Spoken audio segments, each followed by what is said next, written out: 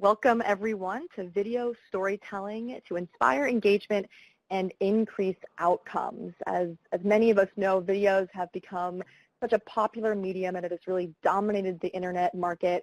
And so we really look forward to sharing the engagement processes and some of the outcomes you might have with creating videos within your grant. And really the star of today's show is the Directing Change program. So I'll be really excited to let my co-presenters introduce themselves shortly, Stan and Yana, who will walk us through their program and how they started a film contest and how they engaged their local constituencies and in counties. So we're really excited to have them on today's call and just really want to welcome you all and thank you for joining. And the disclaimer that a lot of us are familiar with seeing on these webinars, the views and opinions and content expressed in this presentation do not necessarily reflect the views, opinions, or policies of the Center for Mental Health Services, the Substance Abuse and Mental Health Services Administration, or the U.S. Department of Health and Human Services. So that's just a quick disclaimer that we have. And then as, of course, a lot of us know, we've seen this slide a lot, I'm sure, but this is just a quick overview of the Healthy Transitions and Project Aware initiatives.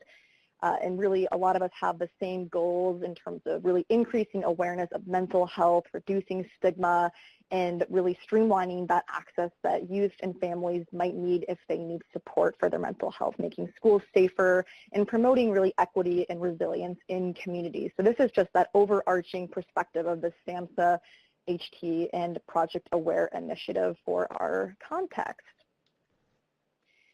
And now I'd like to, again, my name is Amanda Lipp. I'm a technical assistant specialist for the Now at the Time TA Center. I'm also a filmmaker.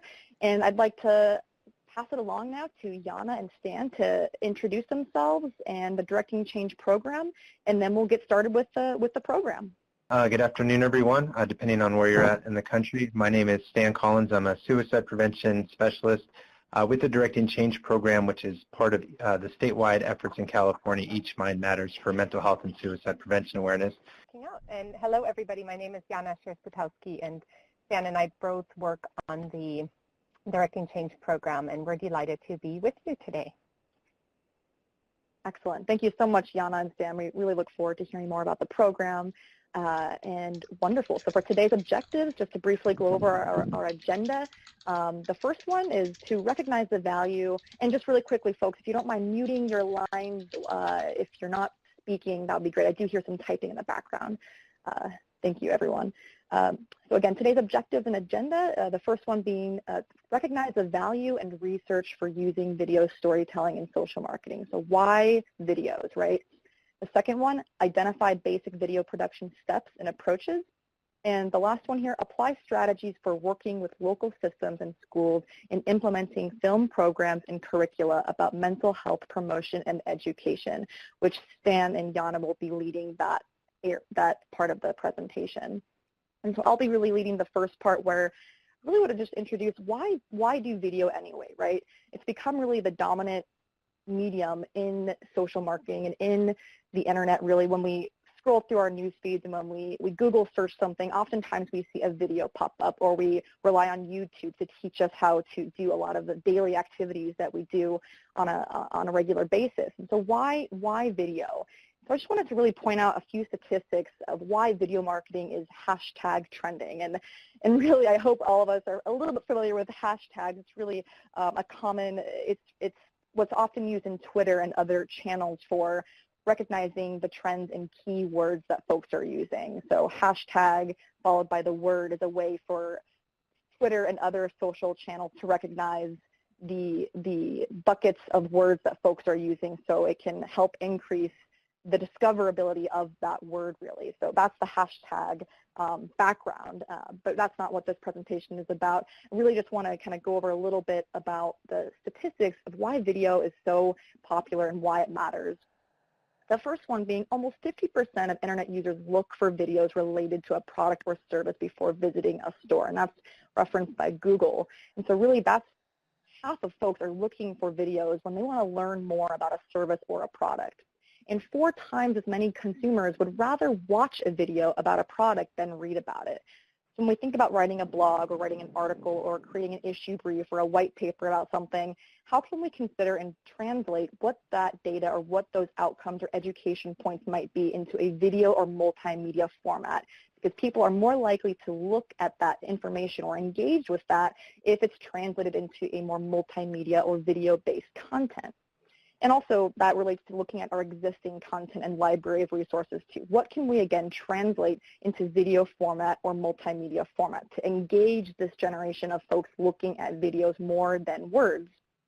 And that last point, nearly 2/3 of consumers prefer videos under 60 seconds.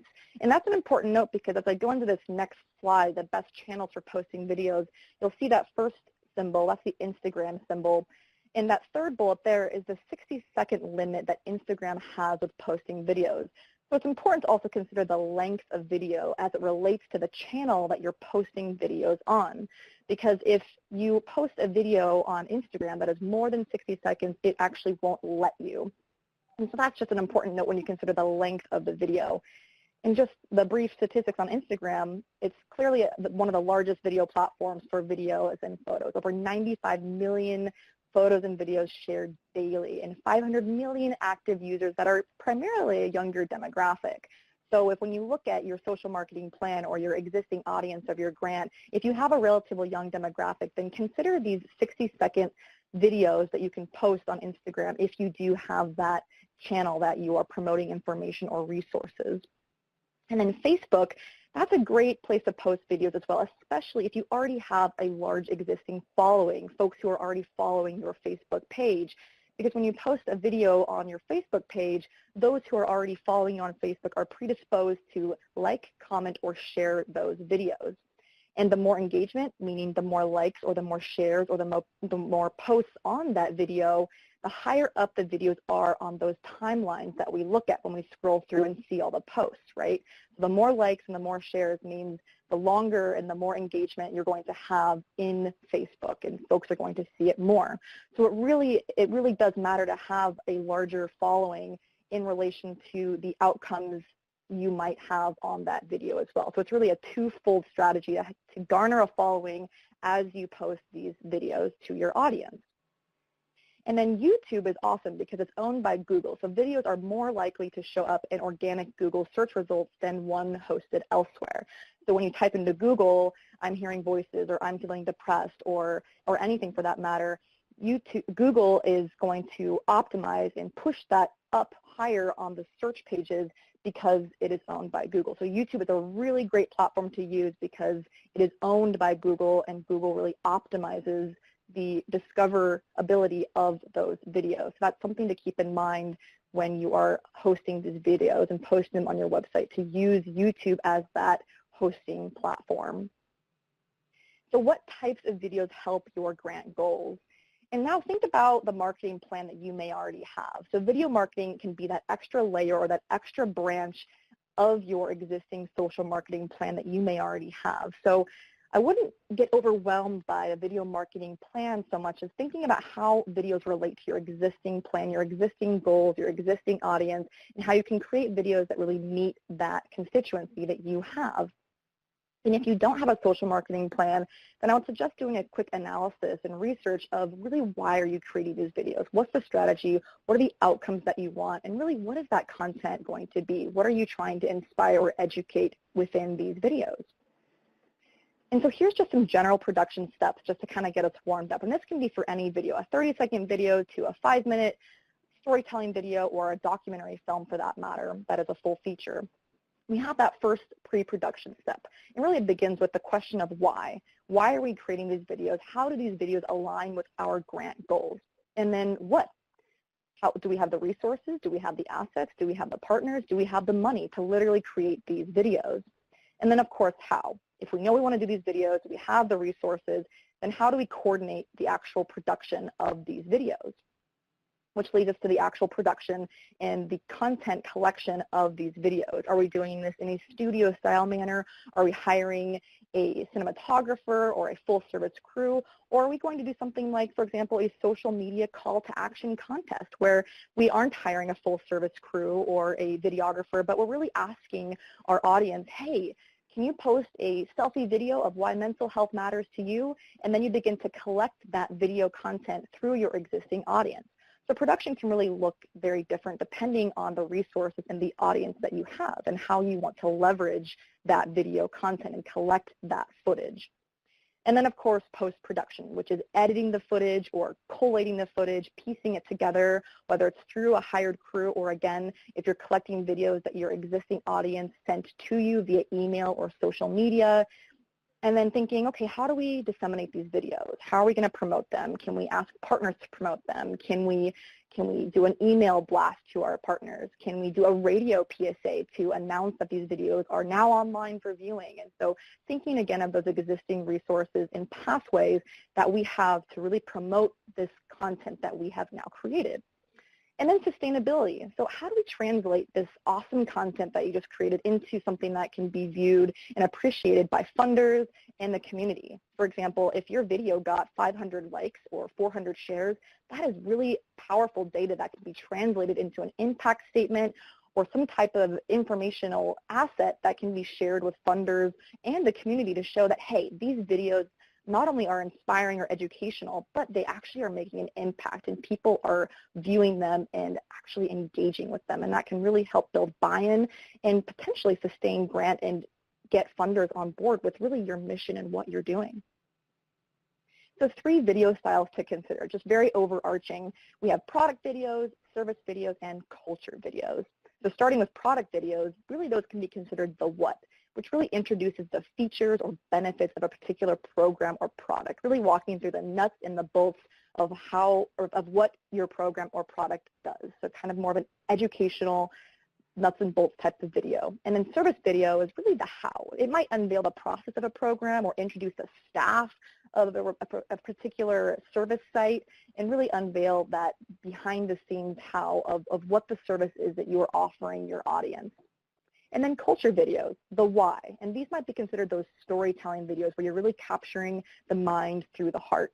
And it might humanize your product or program on a more emotional level and really build that buy-in. So instead of maybe creating a video that walks through the what and the how of your program or service, maybe starting with a story to really build that emotional buy-in might be a good strategy to start with, and then work your way into service videos and product videos once you really build that emotional buy-in for the viewer. And so these are 3 video styles you may consider and the length that you might consider as well. So there's kind of 2 options that folks often go when they think of a video, and it really boils down to, are we going to hire a full service crew or a videographer, or are we going to activate the staff and the community and the volunteers that we have in our community? And there's pros and cons to both sides. So if we just start with the pros and cons of hiring a full service crew or a particular professional to do the videography, the pros are really that you're going to get, hopefully, a professional quality video that you can really promote and be proud to put out there on your website and social media channels. And it can still be grantee and community guided, of course, but professionally implemented.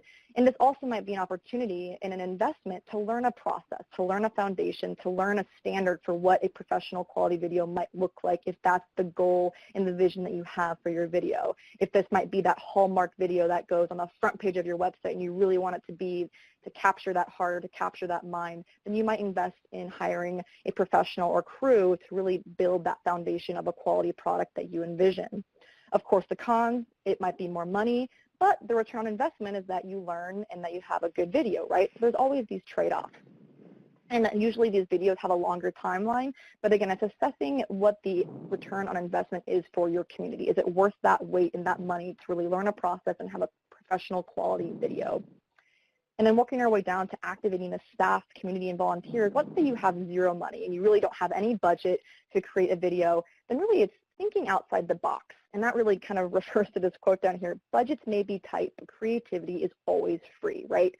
So if you have $0 or money for creating a video, then really thinking outside the box as far as, well, who do we have in our bucket? Who are the followers on our Facebook page? Who are the passionate advocates and volunteers that are in our grant community that might be interested or have the assets and the tools to create a video?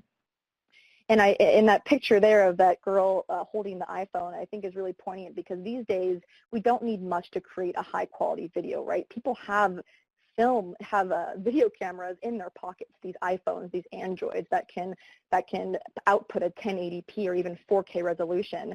Oftentimes we have the resources that we need. It's just a matter of piecing it together. So the pros of activating the staff and community is that it's free, but then of course the con might be that, well, this will take staff time, and is that sustainable? Can we dedicate 10 hours a week, 20 hours a week to really engaging our audience and asking volunteers to give their time or to use their equipment to create a video? And so the quality might be a little bit technically lower, but then the pros are that it's an organic, authentic, community-built video that folks can relate to on a different level. And so really thinking through what those resources are and what the goal is of the video and where this video will ultimately live on your website, or is it just going to be through social media? And so thinking through those resources is really something that can help you understand what direction that you want to go. And maybe it's a combination of both. Again, maybe a call to action on social media where you are going more of the route of activating the staff or volunteers might be a better option for you. And you are posting a Facebook post, for example, that says, hey, share a 15-second selfie video of why mental health matters to you, and the first 20 people to email us or post a video will get a free t-shirt or a free registration to a conference, or offering some kind of incentive for providing that video will also build buy-in and may garner more engagement from your existing audience. So you can get that kind of user-generated content where they're sending you content that you can then consider how to piece together depending on, again, the goals that you have. And so really this visual, I think, captures it well. We're really in this era of influencers. I think that's often sort of a word that we hear, right? These influencer people who are really putting it out there. We're really in this generation where folks are doing selfie videos and posting behind-the-scenes content of what they're doing and really lifting the hood of what's going on. So it can sometimes cause trepidation or feel intimidating that there is so much content out there and there are so many folks that are posting videos, especially the younger demographic. But it's really that generation that is teaching us that we don't have much to lose with putting it out there, and leveraging stories and leveraging those influencers in our audience can really be a great asset, because folks usually, it's sharing that can be difficult, but putting it out there can really be also a strategy for the grant and showing an example for why stories really matter. And this is just an example of how you might walk through a video production sort of needs assessment for your grant. So the first one being researching the problem. This is really the pre-production process. So for example, maybe the problem is that, hey, youth aren't seeking supportive services that they may need. That's our problem, and that's what we're trying to fix. And that leads you to the second step of identifying the goal. So how do we fix this problem? Well, we want to increase awareness of our services to families and youth ages 18 to 24. That's the goal from this problem that we have. And the third step being, okay, well, how do we develop this strategy? Well, we want to reach youth and families. We want to post videos through social media and through our blog. And the fourth step being, well, what is this product? So we have a problem. We know what goal we want to reach. We know how we want to do it. So then what is that product? What does it look like? And that's where it's really kind of gets fun. And you can start to envision who is in this video, what the themes are, what the music is, what the feel is, how long it is, and really what that vision is for that video. And then given that vision, what capacity, what resources, what assets, what partners do we have that can help reach this audience and really make this vision, this product possible? And then the sixth step, predict and measure impact. And that's really that post-production process of how did we increase our engagement? Did we get more clicks to our website? Did we get more followers on Facebook? So having that baseline before you start the video dissemination is really important too, so you can see the difference in how the video impacted your community, and you can see and you can leverage that data to show funders and show the community that these videos are reaching people and increasing referrals, website views, Facebook followers, Twitter followers, and all of that good data that can really help build value and buy-in for these products. And then 7, what did we learn? What were the challenges? What were the lessons learned? What were the growing pains? Will we hire a crew in the future, or will we do a more user-generated content strategy in the future, or will we do both and test which one maybe works better? And so going through these steps for each and every video that you create, whether it's 30 seconds, 5 minutes, hiring a crew or activating volunteers is really important to walk through so you can really be strategic and insightful about your products. With that said, I'm going to pass it off to Directing Change. We're so excited again to have Yana and Stan on here to tell us more about their program, their student film contest, and we will have ample opportunity at the end as well, folks, about 15 to 20 minutes for Q&A. So please put on your thinking caps and think of the challenges or the lessons learned or the resources that you have and that you may have experienced with video production, so we can think through these things together as a collective and hopefully answer those questions, or as a TA Center, we can send you resources and provide that level of support that you might need. So with that said, I'd like to pass it off to Yana and Stan. So thank you, everybody. So our intent right now is to just provide you with an overview of the program, and it's really a program that's built on county, community, and school partnerships, and share with you some of the lessons learned that we have so that you can apply them to any type of video-based or youth engagement program that you might be thinking about implementing in your own communities. And we'll also highlight a lot of free resources that are available to you, and just a multitude of films that are available to you, again, free of use and to integrate into the work that you're already doing. So with that, the Directing Change program engages students and young people to learn about the topics of suicide prevention and mental health in an innovative way, so through a film contest. And really the goals of the program are to inspire young people to learn the warning signs for suicide, to change conversations about mental health in families, schools, and communities, and also to give back by having this library of PSAs, they're all 30 or 60 seconds long, available at no cost to people and organizations to raise awareness about these topics. I want to share just a little bit about the learning methodology. So the Directing Change program starts with exposing youth to knowledge about the topics by providing both instructional tools to educators and educational resources to youth. And so youth have to really apply knowledge that they've gained and that they've researched about suicide prevention, mental health, and then formulate and create their own unique message for their peers. So it's really peers talking to peers. The creative process of the filmmaking requires youth to really synthesize this knowledge, which results in a deeper level of understanding. They're critically analyzing all these parts and these messages that they want to put into ultimately a very, very short film, and then applying that knowledge. And so from a learning methodology, they're engaged via all methods of the learning spectrum. They see, they experience, they discuss, and then they apply. In addition to the youth-focused part of the program, which is the film contest, the program trains and engages about 300 community members to learn about safe and appropriate messaging by judging the films. So again, learning about suicide prevention, mental health, and then applying that knowledge by judging the youth films. And then the final piece of the program is that once these films are created, they're used in schools and communities to raise awareness and start conversations and impact social change. We were really fortunate that we were able to have an independent evaluation conducted by NORC at the University of Chicago. And so I mentioned this in the learning methodology. The learning objectives are embedded in the submission criteria. And so, for example, for the suicide prevention submission category, youth learn about the warning signs for suicide, that you shouldn't keep it a secret if a friend tells you about suicide, to talk to a trusted adult. On the mental health side, how important it is to get help and get help early, to not delay help seeking. Information about mental health, information about mental illness, and how important it is to stand up for others. If you look here, one of the remarkable findings that you can see on the screen in front of you is that the program, it was a cross-sectional design, and it evaluated participants in the program and then also a similar youth that didn't participate in the program. And the survey didn't take place till 3 to 6 months after our submission deadline. So the effects that were seen in the evaluation showed that the learning lasted for several months at the time of the evaluation. We receive a lot of anecdotal data from our teachers and our partners that hear back from youth years after they developed the film or participated in the program, that share how they remembered learning about the warning signs for suicide or something they learned during making their film and were able to draw up that knowledge and act on it.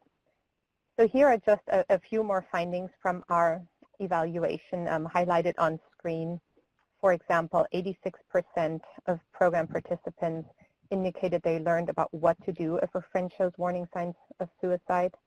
They were also more willing to engage in conversations.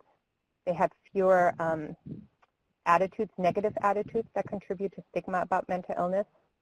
And a really important one was that participants who participated in the program, not only did they know more warning signs, but they were able to differentiate between a friend that appears fine on the outside, gets good grades, is really popular, it just seems to have no problem in the world, but the pain that they could still be feeling on the inside and kind of this subtleness.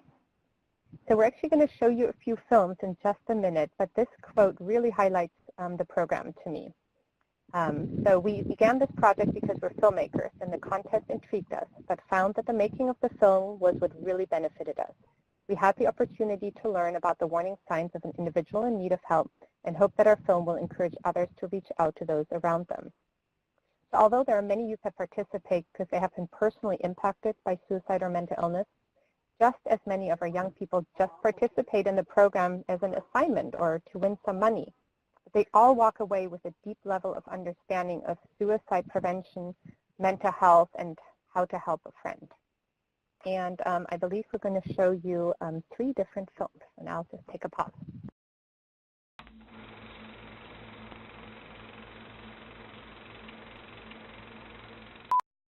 Esta es la historia de mi amigo Tyler.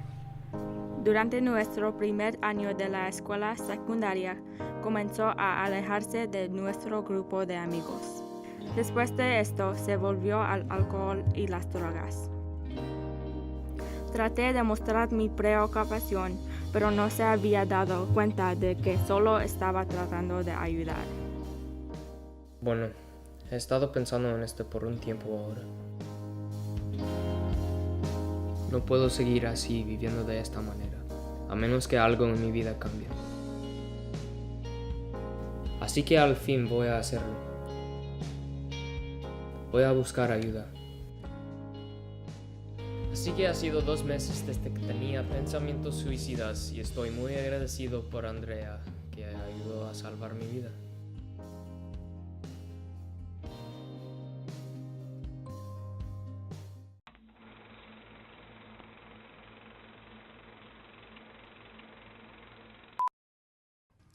Me and my brother are only a year apart and have always been best friends. Through everything, my brother has always had my back, and I don't know what I would do without him. My brother has always been the happiest kid I know.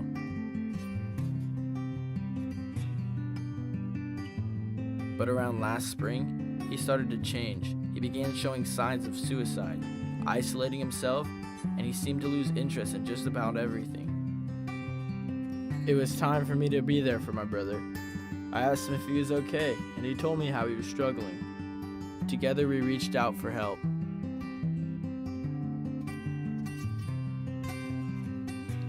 Although each day may be a battle, I still have my brother, and that's all that matters.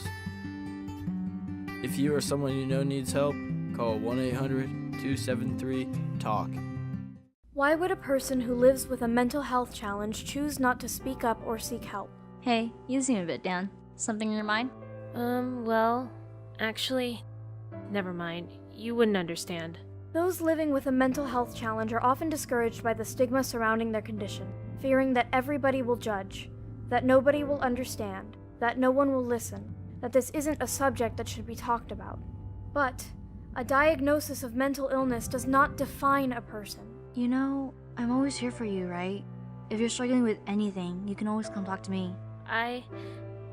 So many things have been running through my mind, and I just felt as though I shouldn't talk about my diagnosis.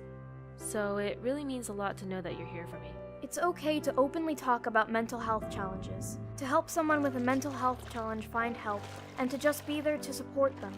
No one has to suffer in silence. You can join the mental health movement and find more information by visiting eachmindmatters.org.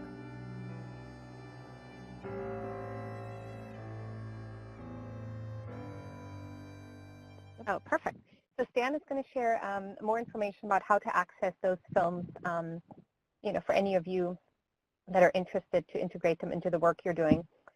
but I'm just going to share a little bit more about the structure and funding and the partnerships of the program, so a little bit of the backbone. On screen, you have the mission statement. And so although we were focused on suicide prevention and mental health for the past 6 years long term, we do hope to add additional critical issues impacting our young people today. So now that we've shared some really high-level information about what Directing Change is all about, I want to give you just a little bit of an overview of the history and structure. So the program was actually launched as a demonstration initiative as part of Each Mind Matters, California's mental health movement, and it was funded by the Mental Health Services Act. So for those of you who are not familiar with this, the Mental Health Services Act imposes a 1% income tax on personal income in excess of $1 million to go toward personnel and resources to really support county mental health programs. And the Act addresses a broad continuing of prevention, early intervention, and service needs.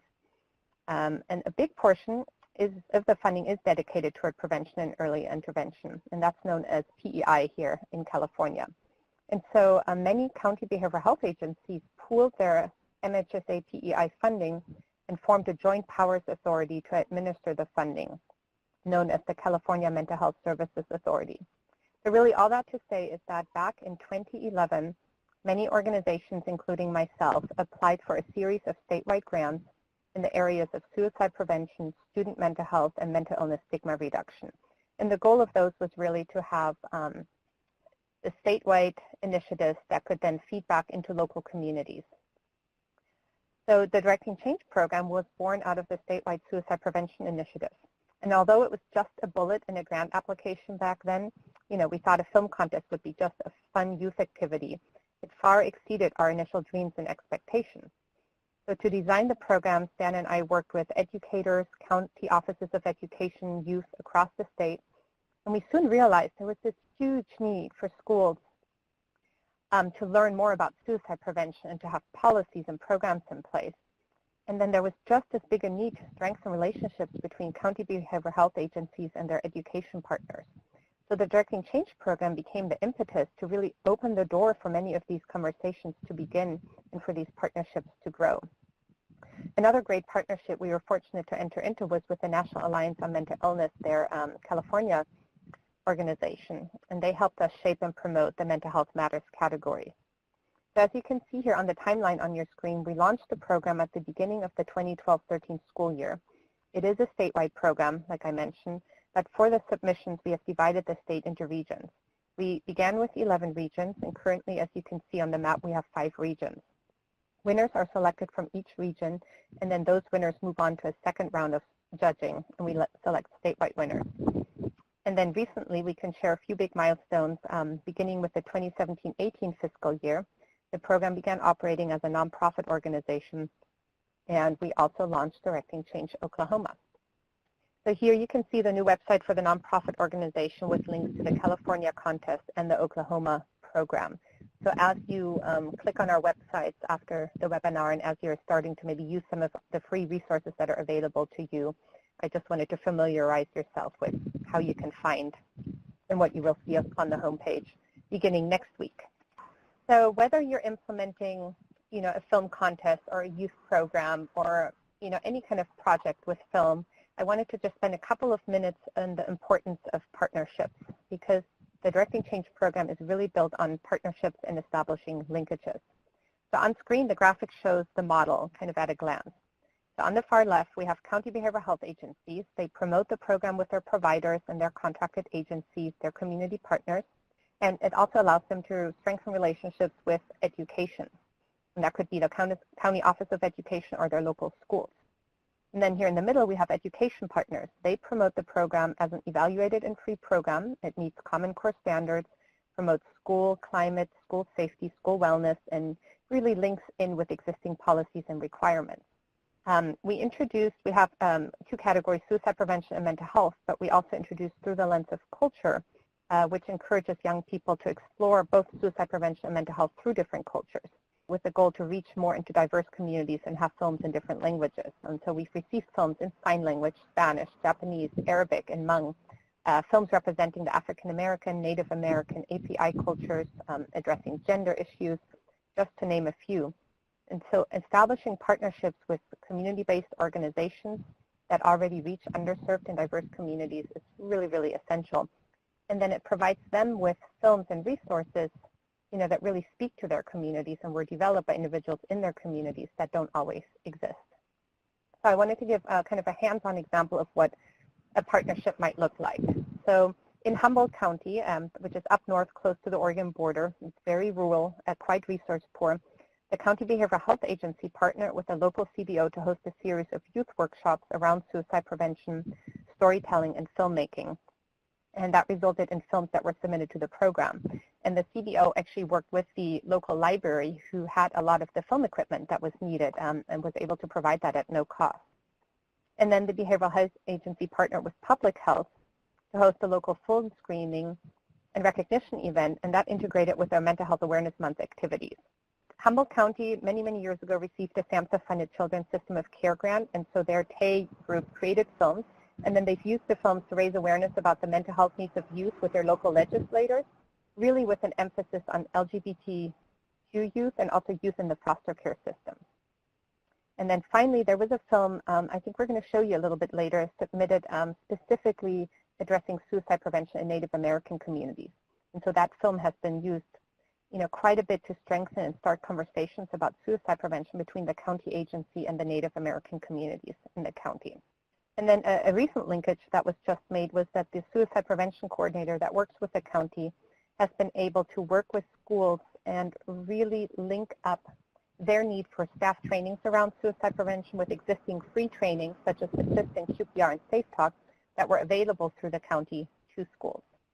So I know that was a lot of information, but what I was trying to demonstrate is that kind of at the beginning of all these conversations was directing change that forged all these different partnership and linkages to take place.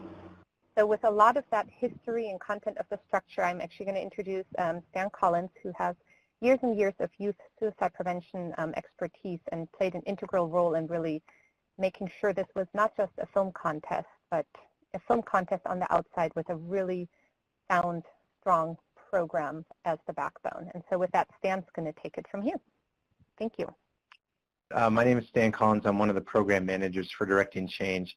And when we set out on this, this journey to create this program, we didn't want it to, just be a film contest. We were excited about the opportunity to engage youth in the filmmaking process, but we really wanted it to be more than that.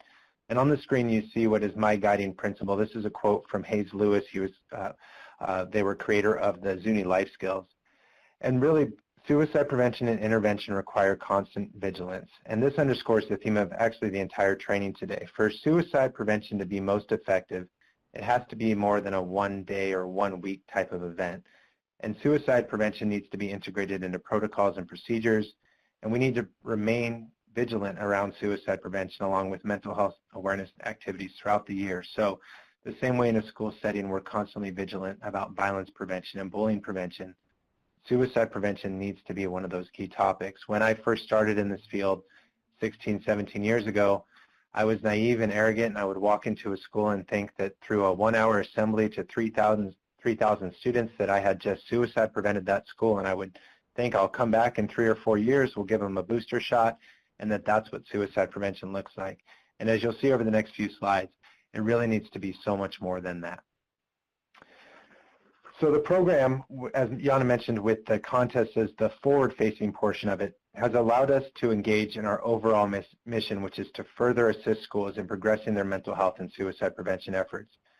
On the screen, you see information about AB 2246, and here in California last year, we passed Assembly Bill 2246, which requires all schools that serve pupils in grades 7 through 12 to implement suicide prevention policies. And what's important about this is that it moves schools from a reactive intervention phase or mindset to full spectrum suicide prevention, which includes prevention, intervention, and postvention. And through our commitment to directing change in suicide prevention and mental health over the past 6 years, when this law passed, we were in a prime position to be a clearinghouse in California for school suicide prevention through partnerships with the Department of Education and county offices of education.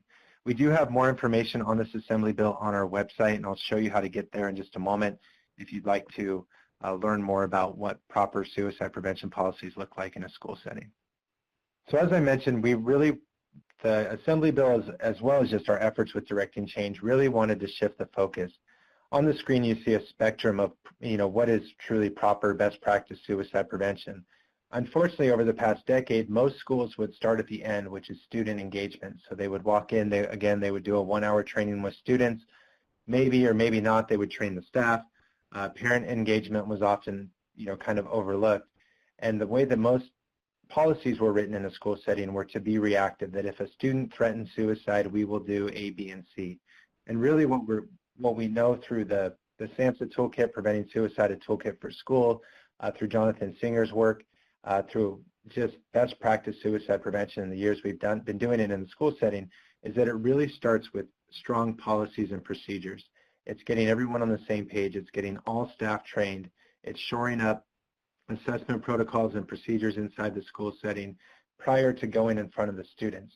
A lot of times when we go into the school setting, it's no longer a request to train staff or demanding that we train staff prior to getting in front of the students. But again, it raises the bar from just an intervention reactive phase to a prevention as well as postvention, how to respond after a suicide. So through Directing Change, we offer a number of educational resources. Again, these are all available for free on the Directing Change website. You see there the direct URL, but when you go to Directing Change, you will click on the For Schools tab. And everything on the website, from fact sheets to prezzies and lesson plans.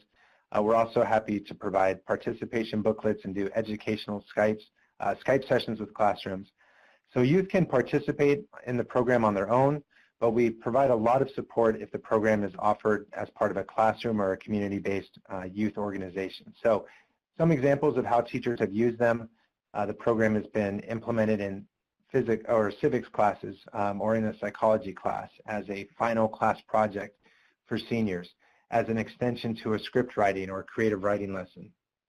Some teachers will offer it as extra credit or possibly during an English class.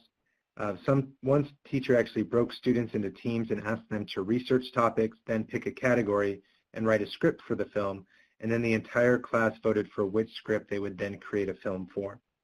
Another teacher required films as part of a graded senior project, and the films were presented to the entire school in a science fair type of format and also broadcast in each classroom. And as we go through the next slides, I'll give you some other examples of how these films have been utilized and how they've been implemented. But again, on our website, you can find a number of educational resources to provide a curriculum for suicide prevention or mental health. So rather than trying to replace or compete with some of the leading existing programs for mental health and suicide prevention, you see some of them listed here on the screen, what we serve is really as a complement or a supplement to those programs. So Directing Change can either be the launching pad to engage further with some of these programs, bringing in staff trainings and further student engagement programs, or if schools are already engaging youth around suicide prevention and mental health, this can be an opportunity for them to have continued follow-up. So the youth have now learned about mental health and suicide prevention, but a lot of times they become impassioned and they want to do something. And Directing Change has been able to partner with many of these programs as that opportunity to change these youth into advocates for change. So we've been talking a lot about the program implementation, and I wanted to spend a few minutes breaking down some of the categories and some of the specifics about how people participate. So this year we added a 30-second category. In previous years, we've only had 60-second films that were able to be submitted. So we have a mental health matters category, a suicide prevention category, and a few years back we implemented through the lens of culture. So these films are still about mental health or suicide prevention, but we ask youth and young adults to explore these topics through the lens of a culture. We give them a wide definition of what culture can mean. So it could be a more defined culture, say Latino culture, LGBTQ culture, or it could be a less defined culture like nerd culture or jock culture. We also, this year, added two 30-second categories, as I mentioned, Sanamente, which is a Spanish language mental health category, as well as animated shorts. We've received a number of animated films, and they're really a draw to some of the youth who get to see them. So the program is open to youth in grades 7 through 12, and then youth and young adults ages 14 to 25 in two separate categories. We do require that all film teams need to identify an adult advisor to review the film. This is also a support system for the youth. Obviously, working around these topics can bring emotions to the surface, and we wanted to make sure that each of the youth who participate have that adult that they can seek support from. We don't limit the number of submissions by participants or schools or organizations, and oftentimes we have youth and young adults participate on a number of the films. There's also no limit on the number of people who can work on a film. As far as the school types go, we are open to all school types, so whether it's homeschool, private school, public school. We have actually received a number of films from youth and juvenile detention facilities, and so we really want to make this program as accessible as we can to as many youth as possible. So in just a second, we're going to show you a few films from the Through the Lens of Culture category, but I just wanted to spend a second and let you know how to access these films on your own. So when you go to the Directing Change website, you'll see a tab at the top that says Watch and Use Films. When you click on that, as John has mentioned, we've received over 2,500 films to the program, and over 1,000 of those are listed on our website. So you can search for them by category, by county. We also have a tab for films for diverse communities. When you click on that tab, you'll find the films for the Through the Lens of Culture category. The films that are submitted to this category are also able to be submitted in languages other than English, and for that reason we require that they include subtitles or closed captioning. We also did that so that these films can be more accessible to the deaf and hard of hearing community. But with that, we're actually going to pull up a couple of these Through the Lens of Culture films and see if we can get the technology to work again.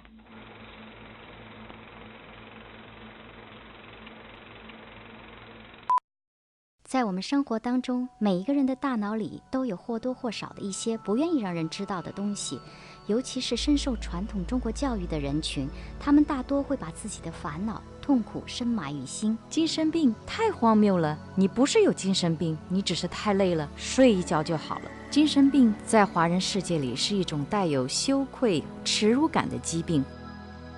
你好吗？最近有什么事困扰着你？可以告诉我你的痛苦吗？我真的很担心你。我不知道怎样开口表示我的痛苦。我的父母不明白我到底发生了什么，他们只是敷衍我。你知道我就在你身边的，我会帮助你的。希望通过我们的项目研究，有更多的人们来参与、帮助和关爱这个特别的群体，让他们有信心面对自己，面对生活，热爱生活。需要更多的资料，请上网站 eachmindmatters.org。Ayukui. Hello. I'm a survivor of suicide. I'm here to tell you that there's a state of emergency on Indian country and reservations nationwide. We as a people have faced genocide through plague and disease, politics and religion, and now by our own hands. We are taking our own lives. Suicide doesn't heal or take the pain away.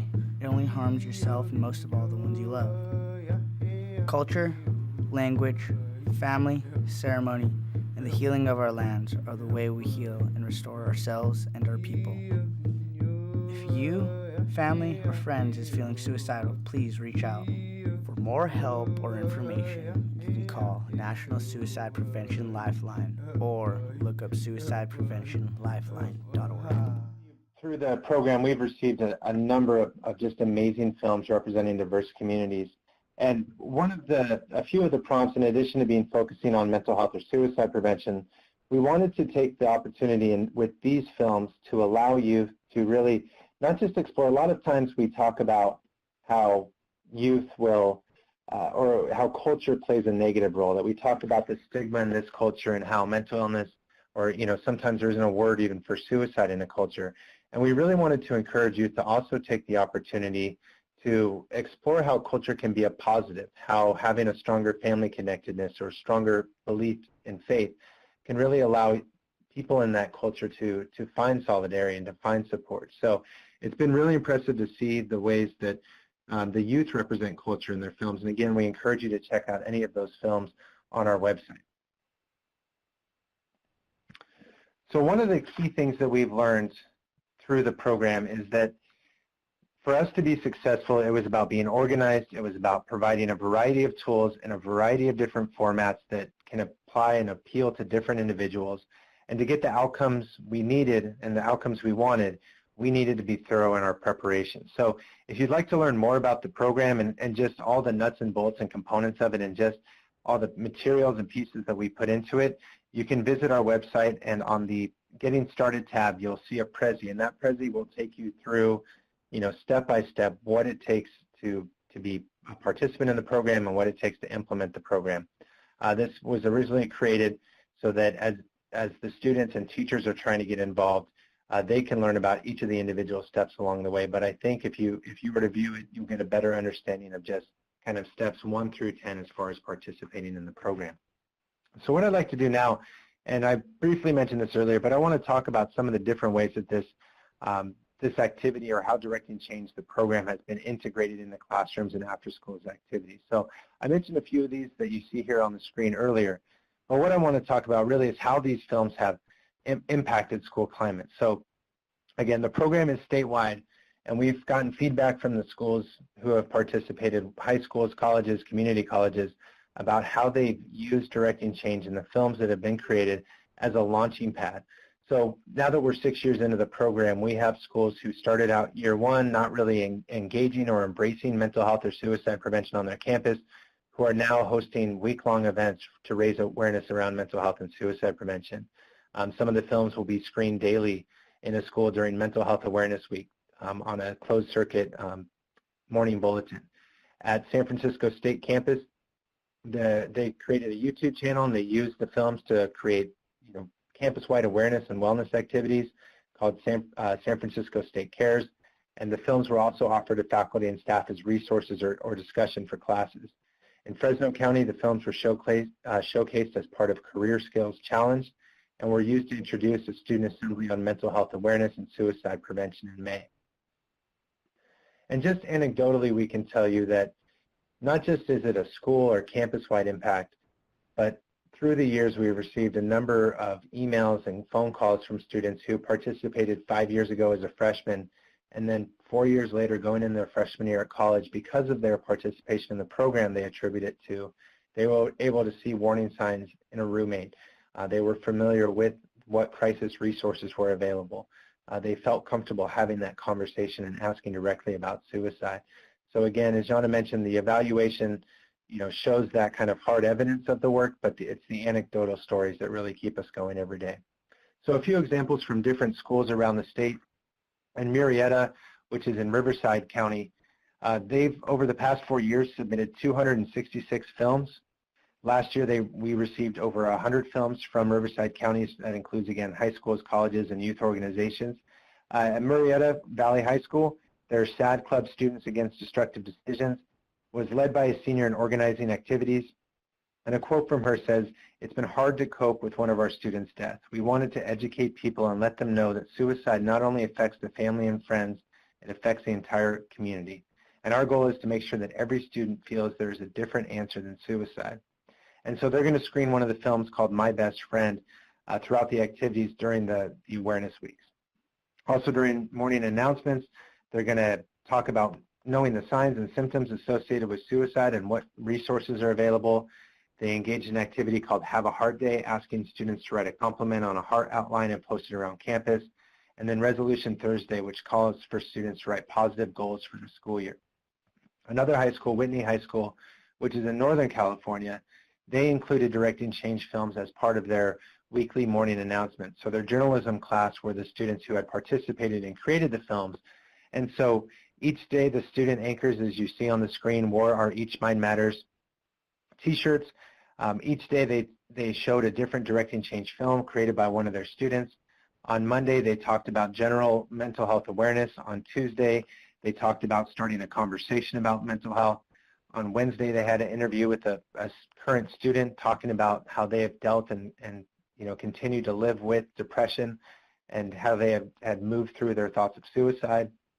On Thursday, they featured a story from a recent graduate talking about how they had continued to live strong with mental illness. And then on Friday, they actually did an interview with some individuals from County Behavioral Health talking about what resources are available. So again, these films and the students' participation really moves them from a place of just being assigned a project or maybe wanting to do a film to really becoming passionate advocates. Not that every student does this, but one of our students when they moved on to college, switched from being a film major to a psychology major, became the president of the Active Minds chapter, and is now speaking around the state around mental health awareness and suicide prevention. So on the screen you see a number of other examples from around the state from different schools, and Yana and I would be happy to talk with you individually about some of the other ideas to get the schools to, again, open the front door. We always talk about directing change being a kind of a sneaky way. If you go to a school and you ask them if they want to engage on mental health and suicide prevention, it's not always going to be as positive of a response. It's a lot easier to get into a school by asking, hey, do you have some students who might want to participate in a film contest? And through that, we're lighting the fire from within. So we're going in the back door to open up the front door to a variety of prevention resources, connecting schools with their offices of education, and further with behavioral health agencies and community-based organizations to really support the schools in doing comprehensive mental health and suicide prevention. So with that, Yana and I just want to say thank you for letting us share our program with you. Again, all of our resources and thousands of films are available to view on our website, and I believe we'll be back in just a few minutes to answer any questions you may have about the program. Excellent. This is Amanda again with the TA Center. I want to just thank Stan and Yana for that awesome presentation. I think I speak for all of the audience members when I say that there were so many tips and lessons learned and great examples and very inspiring videos as well, and the categories that as well give us some great examples for how grantees might structure or begin programs like this. And so thank you so much for sharing those examples and your program. And we'd like to really open it up to all of you and check in. And are there any questions or comments that relate to the presentations that either I gave at the beginning about the production steps and general overview, or any questions that you'd like to direct towards Yana and Stan about their Directing Change student film contest? So I'll just, with that said, pause and give folks a few moments to really absorb and either type in the chat box if you have any questions, if that's more comfortable for you, or unmute your phone and let us know what questions you might have.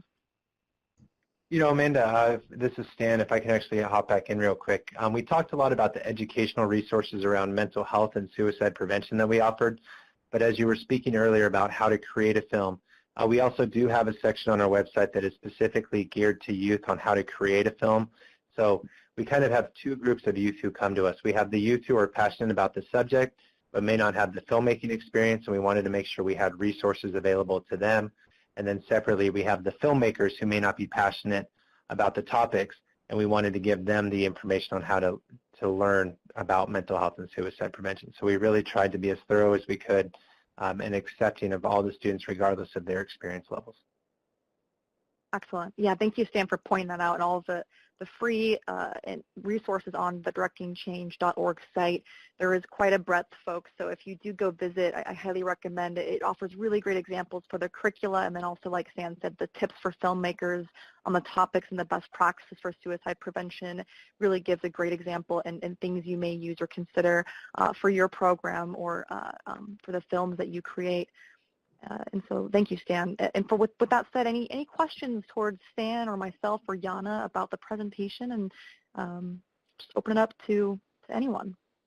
Okay. Well, I'll take the silence as folks is thinking very hard about their programs or the videos that they've created, and maybe folks are already looking at the directingchange.org site. Again, it has, I think Stan said, over 1,000 films in the gallery, and they really offer great examples for the types of content and themes and stories that folks are sharing.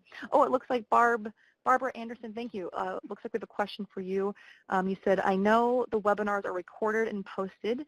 Yes, and I will be encouraging each of our local education agency grant managers to also watch the recording. Great, thank you, Barb. Barb also says, this is an area we have identified as a goal for Iowa, and I will be reviewing your website and may contact Yana and Stan. Well, thank you, Barb. Definitely, we appreciate those comments. I know Yana and Stan appreciate those comments too.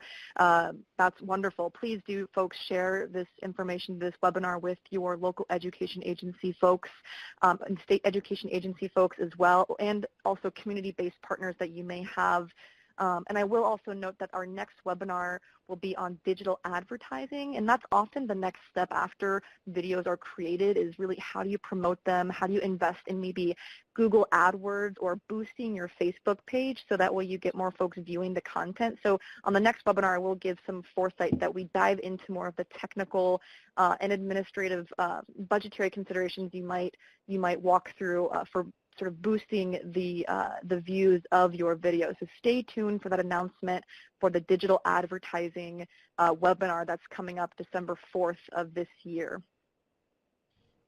And Amanda, just real quick, I just wanted to offer that if anyone would like to, engage with the program and learn more about it, of course you're welcome to contact Yana and I. We'd be happy to speak with you. But I also just wanted to put out the invitation that if anyone would like to participate as a judge in the program, it's all done online. It's about an hour and a half. We take judges through about a 45-minute orientation to familiarize them with safe messaging around mental health and suicide prevention, and then you're assigned about 10 to 12 60-second films. So if anyone would also like to participate as a judge, please contact us, and we think it'd give you an even better understanding of how the program really works. Yes, thank you for mentioning that, Stan. I can speak on that too. I was and am a judge for the Directing Change Film Contest myself, and I can say it was a great opportunity to learn about the content that folks were creating, the high school students and the college students. To watch these 1-minute PSAs and to judge them was a great opportunity for myself as a professional to learn suicide best practices, but also as a filmmaker to learn storytelling mechanisms and styling and cinematography and things like that. So it's a great way to learn and to see what's out there to be a judge. So thank you for mentioning that, Stan. I recommend folks reach out if they're interested in that opportunity. Any other questions or comments for folks directed towards Yana, Stan, or myself, or in the chat box? We have a question from Barb again. Thanks, Barb. I'm going to read it to everyone. Barb says, I'm certain you covered this, but is the film contest open nationally? At this point, this is Yana. Can you take, can you guys hear me okay? Yes. Great. So the contest itself is not open nationally. We're only, we've been well established in California for the past 6 years, and we just launched Oklahoma. So the Directing Change itself is only available in those 2 states right now, but all the resources and the films, everything is free, and there are other film contests, and so I think that's the beauty of it. We build Directing Change based on other film contests. So if you're in a certain state, please reach out to us, and we can see what film we can just share, learn, and anything that you have, to apply to any local program that you might want to create. Excellent. Thank you, Yana. I was just going to point out, I mentioned this earlier, but I think one of the resources that might be especially useful as I was, kind of listing all those educational resources, I'd really encourage folks to check out on the 4 Schools page. We have a Prezi, a Suicide Prevention 101 Prezi. And if you're not familiar with Prezi, it's kind of a dynamic PowerPoint, but what we did is basically created a gatekeeper training that utilizes Directing Change film. So in that Prezi, it will discuss warning signs, and it will show a few films about warning signs. It will discuss risk factors, and it will show a few films about risk factors. It will talk about ways to reach out for help, talking to an adult or calling a crisis line.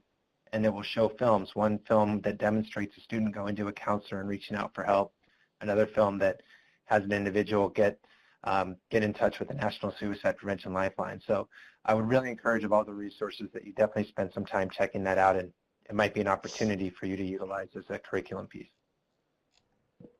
And Amanda, this is Yana. I actually wanted to just offer a tip just based on the questions that have just come in. If you are thinking about creating a film contest, or it is a really great strategy to create video-based content for your program. Having started this as an idea of, hey, let's have a film contest, and this is great for youth. We'll have these great films to use. It is not a program where you hang up a few flyers and you'll get a lot of film submissions. I mean, one thing that we've learned, we researched about 25 other film contests, is the biggest challenge film contests have is submissions. And so we have, in California, we have more than a full-time person knocking on doors, talking to youth, building partnerships.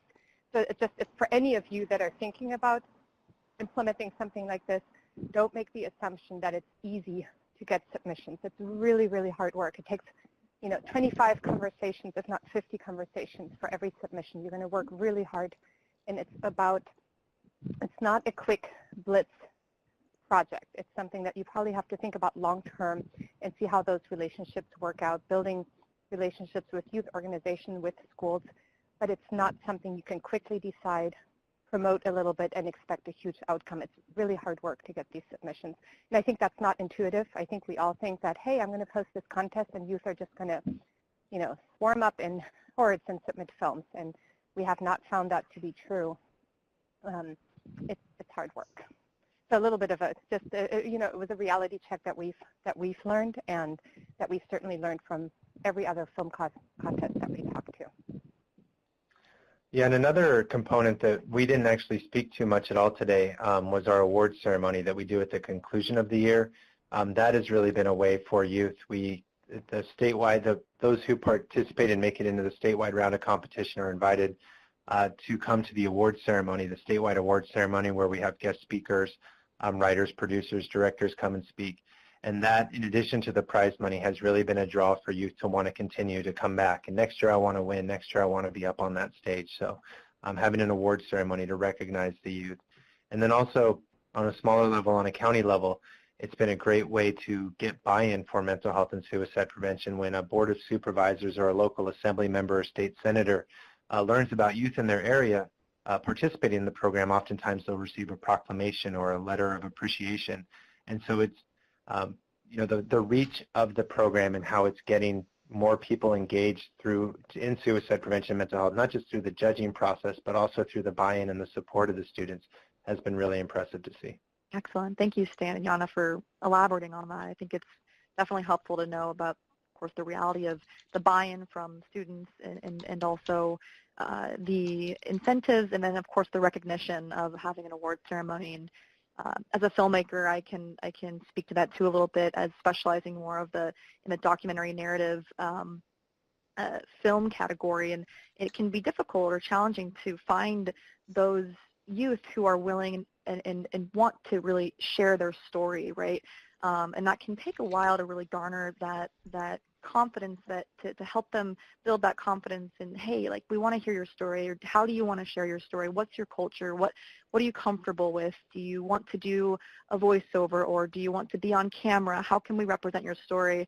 And then on the back end, while we are also internally discussing how to really make a film that meets the goals and the vision that we have for the video. And so to Stan's point, it takes time, and Jana's point, it takes really not giving up and really promoting. And as you really build these videos and these examples in this gallery, if you will, that will also help build buy-in. So when you're trying to garner more participants of videos or launch a second film contest to show that you've done it before and that you have examples to show youth, will also help build buy-in and hopefully make the next round easier and easier as you really build that gallery and that those lessons learned.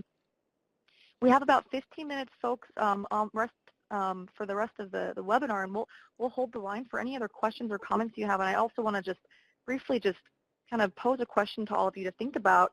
And again, use the chat box if you feel more comfortable, or feel free to unmute your line and speak to all of us. But question being, how can you engage children, youth, young adults, and family members or parents in social marketing through video storytelling? So as you listen to this presentation, we're curious what ideas come to mind about how you can engage your community given their culture and the goals you have of your grant. Are there any thoughts or ideas or challenges that are kind of percolating for folks?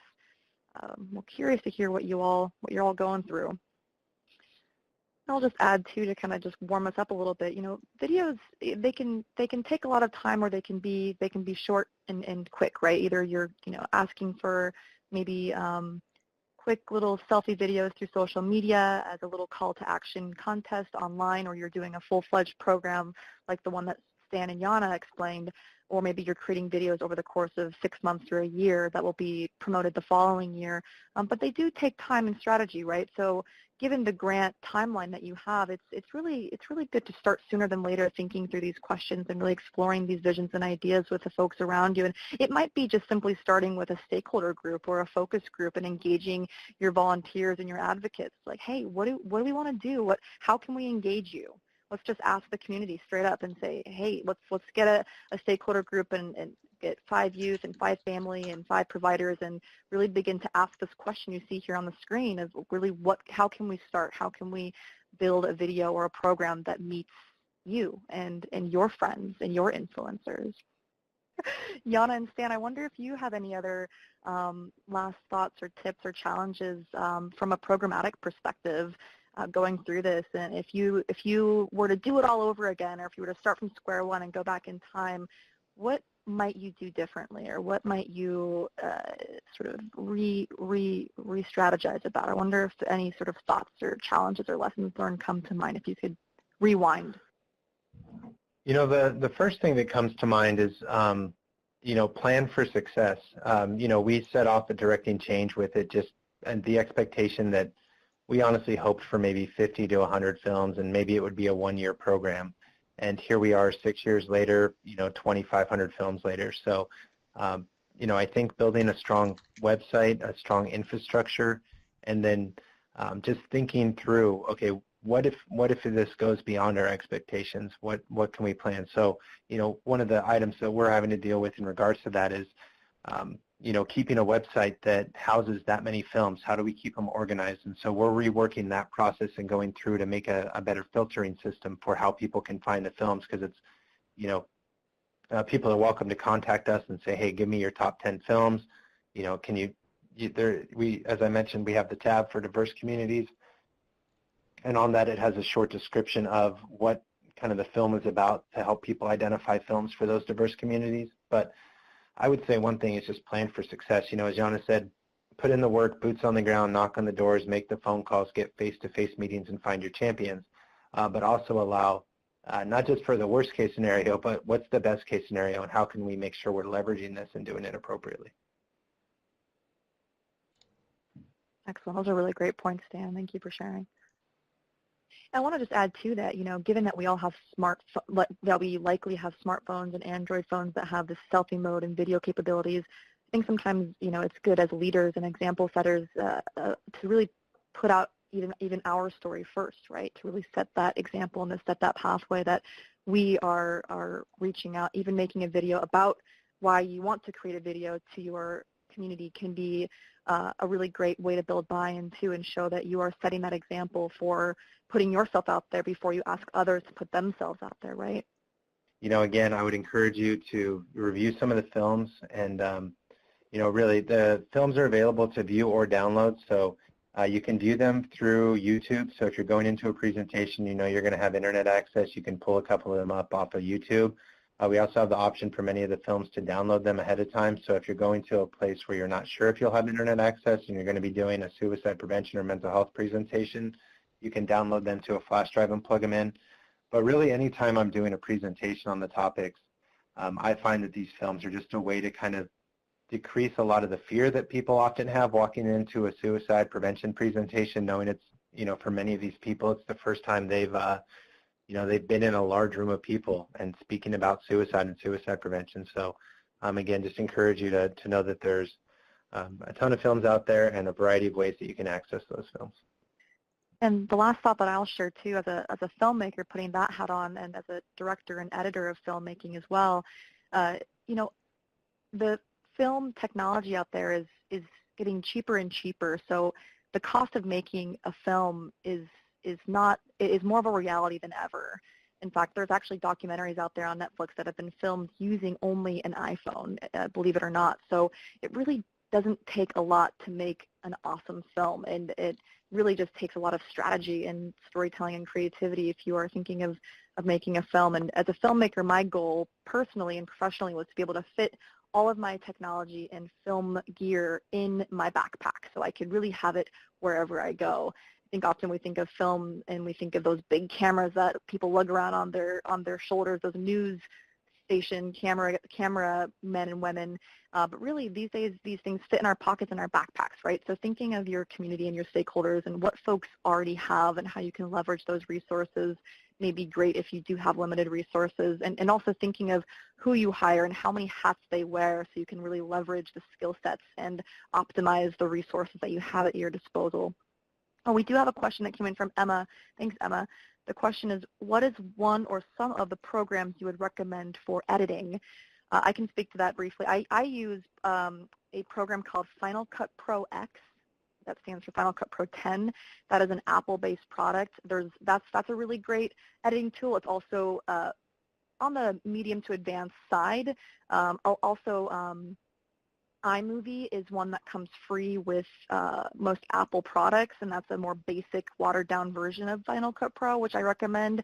If you're starting out, iMovie is a really great software to use. Again, Final Cut Pro being the more advanced software, but it's about $300 to purchase.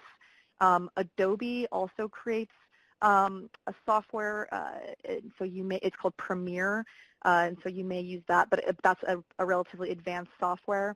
Also on your smartphones, there's many apps that come either with your phone or that you can purchase where you can use your thumbs to literally edit down videos and combine files. So it can be fairly basic to fairly advanced depending on the types of effects you want, or the cinematography, the quality, the color grading. So it really depends. You can go from basic iPhone app to Final Cut Pro or Adobe Premiere software purchases. So, and Stan and Jana, any resources from the editing perspective that you might want to share too? No, I think you covered it. I just also say that many of the editing software programs, if you didn't mention this, offer like 30-day trials, and a lot of the youth who participate will do that. We're still trying to build up some partnerships with more of the software companies for editing trials and such. We do have one of the resources I didn't mention is we have a partnership with Online Film School Boot Camp. It's a director out of Hollywood who's a former Navy SEAL, and he has donated any student who participates in Directing Change can get a free trial or free access code to engage with that. And so he gives video tips, lighting tips, sound tips. Excellent. And Joanne also offered a TechSoup.org site that offers discounts and lower software for hardware and services for nonprofits. So check out TechSoup.org. And like Stan mentioned, leveraging folks who have different offers as well might be good. All right, well, wonderful. Well, I just want to thank everyone for joining today's webinar, and I hope you learned something or some new ideas came to mind. Of course, if you need any technical assistance at all, feel free to reach out at the 844-856-1749 number, or the email nitt-ta@cars-rp.org if you have any questions. Or if you want resources or any assistance with how you begin your process with starting a program, leveraging a program, or creating a film. Thank you so much for attending, and I just want to give another big thank you to Jana and Stan for sharing the Directing Change program and giving such great examples and content. I hope folks check out those films and get inspired.